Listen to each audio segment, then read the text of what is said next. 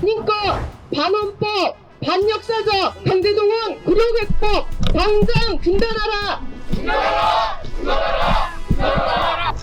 피해자 권리 묵살하는 구력해법 폐기하라!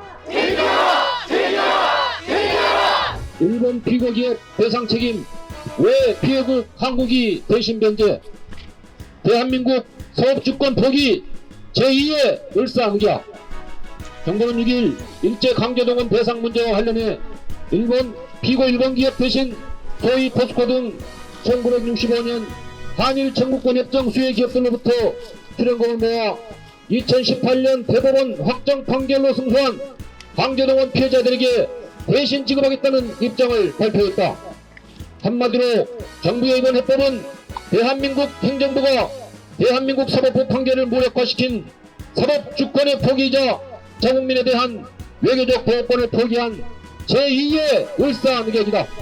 말 그대로 반민족적 매국 행위다.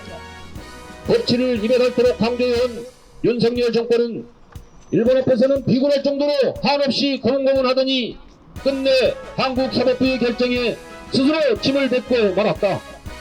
118년 전 울사늑약이 일본의 강압에 의해 외교권을 박탈당한 것이라면 이번에는 대한민국 정부 스스로 자국민에 대한 외교 보호권을 포기한 것이다. 일본 피고기업에 대한 배상 책임을 한국이 뒤집어 쓰겠다는 정부의 이번 발표는 한국 대법원 판결은 국제법 위반이라 주장해온 일본의 완벽한 외교적 승리다. 반면 한국 정부로서는 간 쓸개 다 내주고 얻은 것은 하나도 없는 대한민국 외교의 치욕으로 기록될 것이다.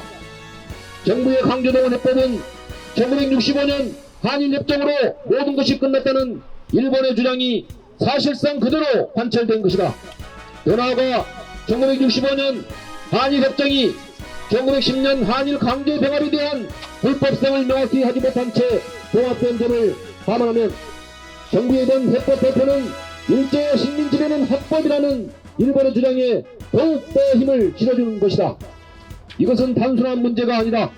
대한민국 헌법적부는 대한국민은 3.1운동으로 건립된 대한민국 임시정부의 법통을 개성한다고 규정하고 있는데 정부의 이번 발표는 대한민국 헌법 정신에도 정면으로 배치되는 것이기 때문이다.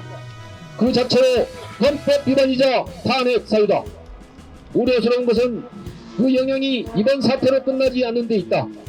한국 대법원에서 최종 판결, 배상 판결이 내려진 피해자들의 문제조차 피해국 한국이 스스로 뒤집어 엎고 있으니 그 외 대다수 강제동원 피해자들의 문제나 일본에 대한 과거 청산 요구는 대말에 무엇하랴. 일제 강제동원 피해자들이 죄라면 가해국의 책임을 피해국이 대신 뒷감당해주는 못난 나라에 태어난 죄밖에 없다. 참으로 개탄스러운 일이다. 윤석열 정부의 강제동원 해법은 30여 년 동안 오랜 시간 사투를 벌여 쟁취한 피해자들의 정당한 권리를 짓밟는 힘이다. 이것은 해법이 아니라 피해자들에게 씻을 수 없는 굴욕감만 안긴 2차 가해다. 일본이 사과 한마디를 하는가? 일본 제철과 미쓰비시가 배상금 한 푼 내는가? 판결에 따른 정당한 배상금을 놔두고 애만 한국 기업들이 왜 난데없이 일본 기업의 배상 책임을 대신 떠안아야 하는가? 한마디로 정부의 굴욕적 해법은 이권을 유리당한 일제 피해자들을 난데없이 불우이 취급하는 것이다. 일제 피해자들이 가해자인 일본 정부와 일본 기업으로부터 사죄를 받고 정당한 배상을 받자고 하는 것이지 아무나 붙잡고 도와달라고 구걸하는 사람들인가? 이것이 바로 피해자들을 모욕하는 것이 아니면 무엇인가? 반면 가해자인 피고 일본 전법 기업에는 완벽한 면죄부를 주고 말았다.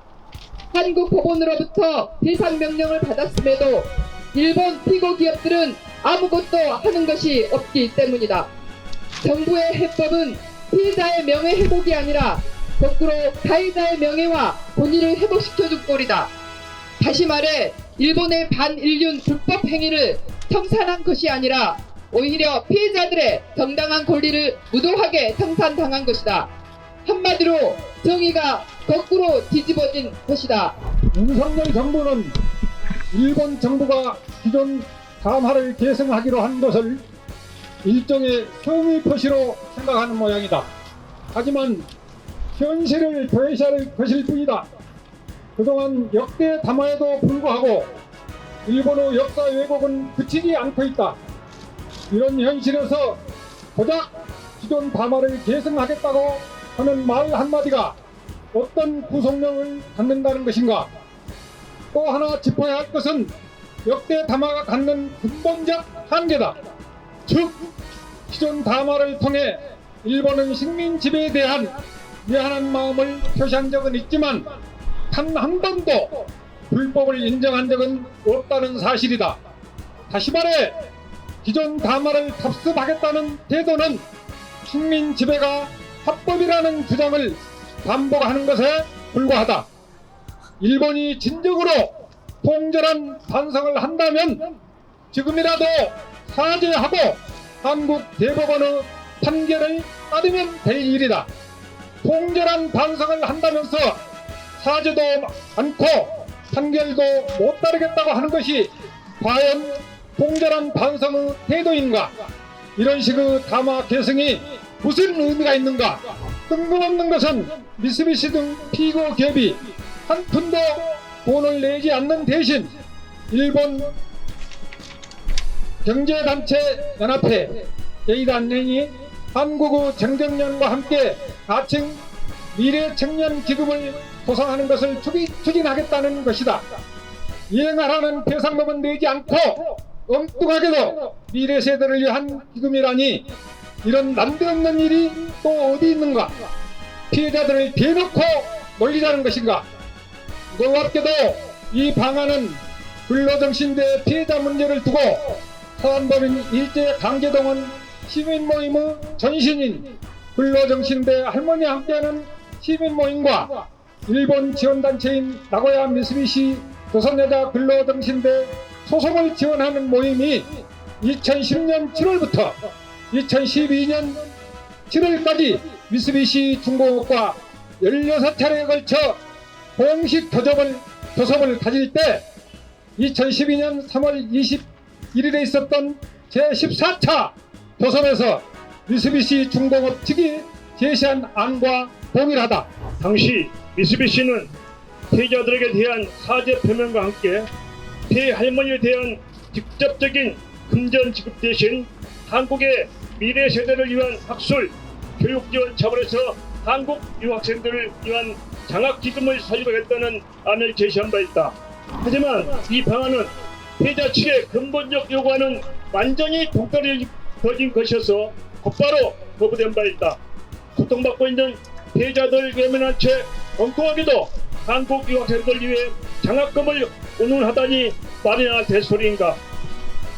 그런데 놀랍게도 10년 전 협상 테이블에 올라왔다가 피해자 측으로부터 퇴짜 맞은 장학금이 윤석열 정권 한일 간 협상 성과로 다시 등장할 것이라고는 차마 생각조차 못해본 일이다. 한마디로 이 구상은 미쓰비시가 일본 경제단체 연합회로 얼굴을 바꿔 10년 전 테이블에 올린 흰 나무를 다시 꺼내놓은 것이나 마찬가지다. 일개 시민단체의 교섭에서 퇴짜 맞은 방안이 윤석열 정부의 협상 결과물로 등장하다니 기가 막힌 일이다. 결과적으로 정부의 이번 강제동원 해법은 윤석열 정부의 외교 실패를 그대로 보여준 것이다. 피해자를 욕보이는 것은 물론 국민적 자존심에도 회복할 수 없는 상처를 주고 말았다. 그러고도 윤석열 정권은 엉뚱하게도 그 협상 실패의 책임을 백보준 국내 기업들한테 전가시키고 있다. 이번 결과는 처음부터 예견된 것이었다. 한일관계 정상화라는 구실을 달았지만 궁극적으로는 한미일 군사동맹 체제의 완성을 위해 일제 피해자들을 그 제물로 바친 것에 다름이 아니다. 일본 눈치 때문에 대한민국 인권상과 국민훈장 수업마저 빼앗긴 양금덕 할머니가 그 대표적인 희생양이다. 우리들은 윤석열 정권의 역사 퇴행을 결코 자시하지 않을 것이다. 강조하지만 민족의 졸음을 베껴친 매국상에 기다릴 것은 국민의 졸음한 심판밖에 없다.